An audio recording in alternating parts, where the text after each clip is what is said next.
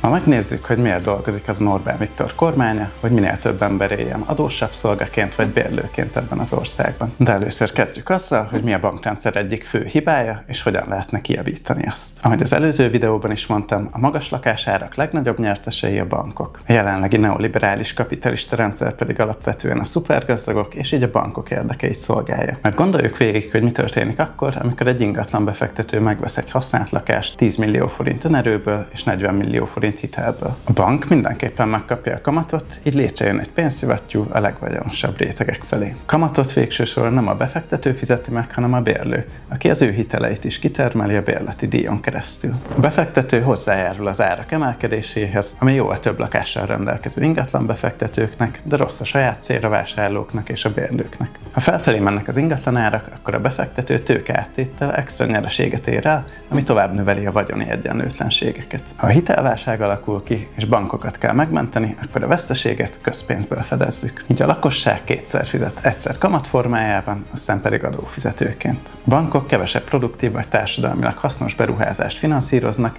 mert a lakáshitelezés kisebb kockázattal és magasabb hozamot termel számukra. A lakhatási költségek növekedése csökkenti a fogyasztást és a vállalkozási hajlandóságot. Összefoglalva, a rendszer úgy van felépítve, hogy a bankok kaszáljanak, a befektetők pedig ehhez asszisztálnak. A bankokon és az ingatlan befektetőkön kívül mindenki más veszít. In 1997 I wrote in Rich Dad Poor Dad, your house is not an asset. And at that point every realtor stopped sending me Christmas cards. Because your home is not your asset, your home is actually your bank's asset if you could read a financial statement. So Kenny, you own lots of real estate? Yes. Is your home an asset? No, not my personal residence. A lot of people are in trouble today? Yeah, it doesn't produce any revenue. You know, I pay the bank every month. It's the bank's asset. Yeah, and what everybody's telling me, my house has appreciated in value. Again, that's capital gains versus cash flow. And what the people are finding out now that the real estate market has crashed, and this is all over the world, the value of their home has been sucked out. And so now somehow people are upside down because they're really finding out it's a liability because they still have to pay the bank on that mortgage. You know, so let's say they bought a house for $200,000, they still owe $180,000, but the house is only worth $100,000 now. And they're now finding out that your house is not an asset, it's a liability. And I'll tell you, I'm the largest originator of FHA and VA loans in the entire country out of everybody. I rent.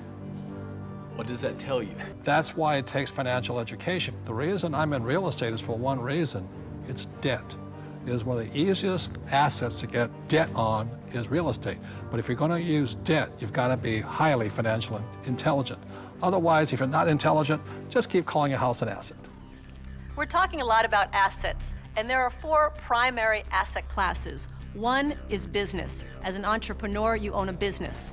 Number 2 is real estate. And we love rental properties that cash flow, real estate that puts money in our pocket every single month.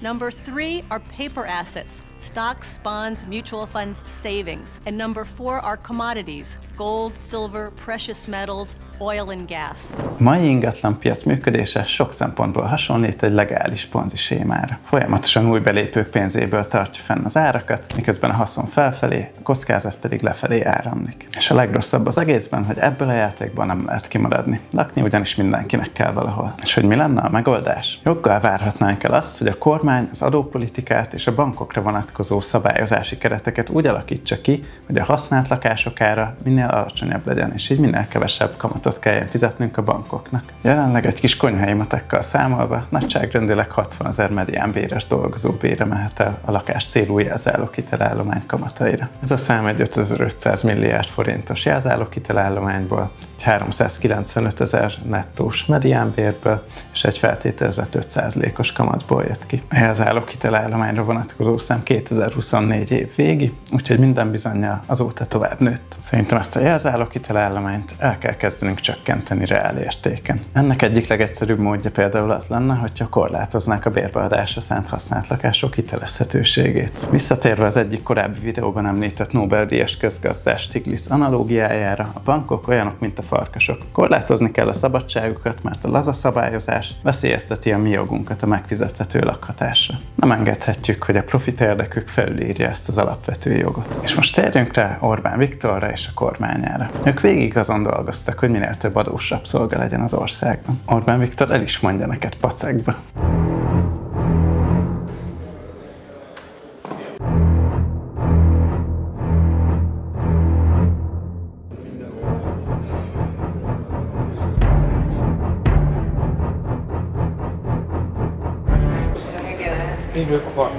Orbán Viktor soha nem fogja korlátozni a bankokat, mert ő akar lenni a bank. Neki az a célja, hogy például Mészáros Lőrinc vagy Tiborcs István, akik mellesleg az ország leggazdagabb emberei, minél nagyobb banktulajdonosok is legyenek. Jelenleg úgy tűnik, hogy az MBH-ban körülbelül 70%-a Mészáros Lőrinc érdekeltségébe tartozik. Ez az ország második legnagyobb bankja az OTP bank után, és Orbán Viktor kormányzása alatt került Mészáros Lőrinc érdekeltségébe. Tiborcs Istvánnak, a miniszterelnök fejének pedig nagyjából 40%-os részesedése lehet a Granit Bankban. Természetesen ez is Orbán Viktor kormányzása alatt került Tiborcs Istvánhoz. És hogy mindezt tetézzük, úgy néz ki, hogy az MBH bank megszerzésében is volt egy bankrablásos sztori. Nem a Magyar Nemzeti Bank kirablása volt az egyetlen. A kapcsolódó videók linkjét a leírásban találod.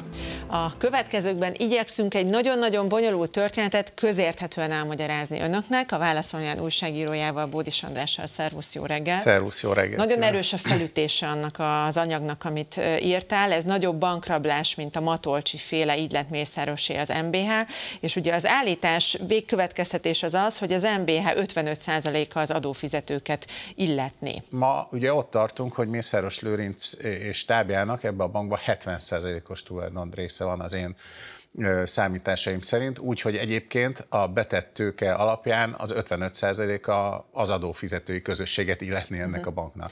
Tehát valami nagyon elcsúszott, és ez a bank ma hát olyan 1100-1200 milliárd forintot ér, itt ugye különböző számítások vannak, tehát ha ennek a 70%-át kiszámoljuk, meg az 55-öt kiszámoljuk, akkor világosan látszik, hogy itt nem 100, meg nem 200 milliárd forintnyi, hát hogy mondjam, kárért az adófizetők. Éppen ezért semmi értelme elemezgetni a Fidesz lakástámogatási intézkedéseit, hiszen Orbán Viktor közvetlen környezete pont, hogy a magas lakásárakban érdekelt. Ők azok a szupergazdagok, akik elszívják a teljes társadalom vagyonát. És ne felejtsük el, hogy az Otthon Start program kamattámogatását is nekik fizetjük. Természetesen a közösből. Nem véletlen az sem, hogy Orbán Viktor az MBH bankkal reklámozza az Otthon Startot.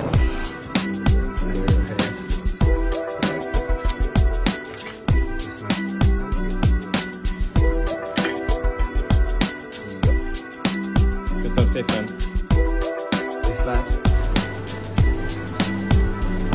És a kulcs. Szóval legközelebb, amikor kifizeted a lakbért vagy a hiteltörlesztőt, akkor jusson eszedbe, hogy ez nem a véletlen műve, és nem is a hozzá nem értés eredménye. Végig ez volt a terv. If you think the government's here to help you, I think you're badly mistaken.